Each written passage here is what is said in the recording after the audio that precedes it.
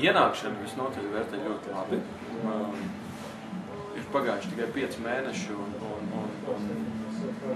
ļoti daudz mums zina, ļoti daudz mums runā, ļoti daudzi ir jau strādājuši kopā ar mums un ļoti daudzi strādājuši nevienu reizi kopā ar mums.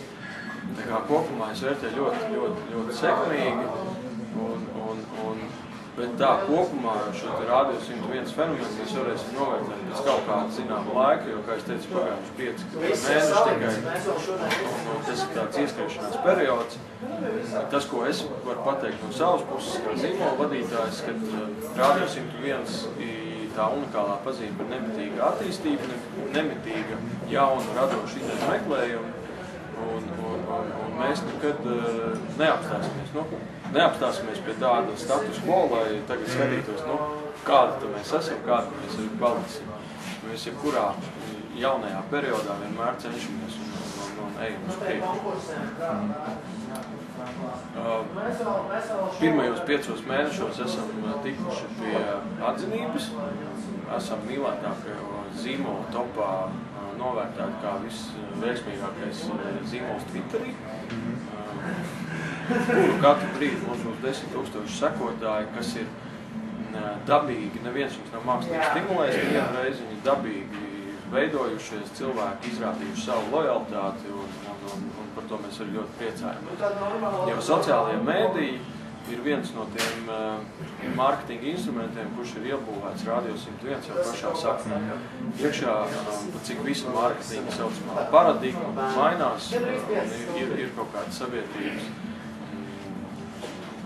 sabiedrības paradumi un tradīcijas ir mainījušās līdz jauno internetu tādu triumfu, un tieši tāpēc mēs nevaram no tā izvairīties, mēs tieši otrādi to liekam iekšā pašā pamatā, pašā saknē un arī piedāvājam mūsu reklāmu devējiem saistībā ar idejām un viņu kampaņu.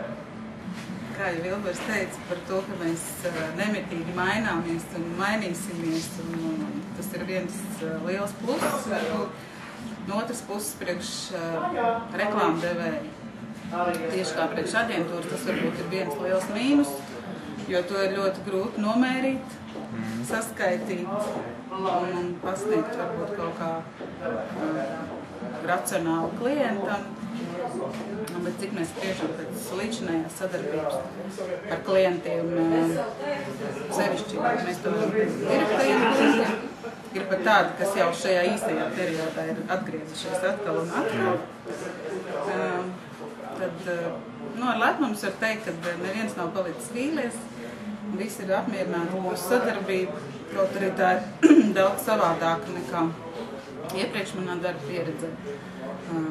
Daudz kreatīvāk, daudz sarežģītāk ar to strādāt, bet tur ir ļoti daudz lielu plusu, kur mums ir interesanti, klausītājiem ir interesanti un beigās klientam ir interesanti. Nu jā, jo pats galvenais droši vien, kāpēc mēs varam būt apmierināti, ir tas, ka mums ir izdevies pārlauzt šo radio formātu, kāds līdz šim bija ierasts, ka cilvēki radio saturu varēja saņemt vai nu caur kastīti, kas mājās un saucās radio, vai nu caur radio mašīnā un ļoti reti arī internetā.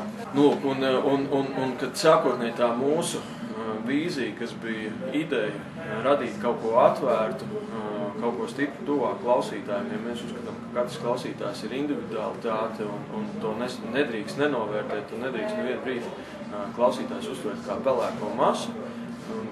Tieši tāpēc radās šī ideja par atvērto studiju, par to, ka mēs esam pieejami internetā, mēs esam pieejami sociālajos tīklos, dotā brīdī mēs esam pieejami arī testa režīmā Lattelekom interaktīvajā televīzijā, 618. kanālā, un tas ir pierādījis to, ka radio kā mēdīju formāts ir spējīgs mainīties, spējīgs attīstīties līdz laikam, un ka tās pagājušā gadsimta beigās definētās radio robežas ir iespējams pārlauzt. Tas saturs spēj nonākt pie cilvēkiem arī stipri dažādi. Un šie 5 mēneši pierādījuši to, ka tam ir ļoti milzīgs potenciāls, kas ir tikai jāizko. Zemu inflāciju augstu iekšzemes koproduktu pieaugumu. Ļoti zemu ieņēmumu nodokli un milzīgu peļņu. Nav attiecīgi liela reklāmas tirgu. Protams.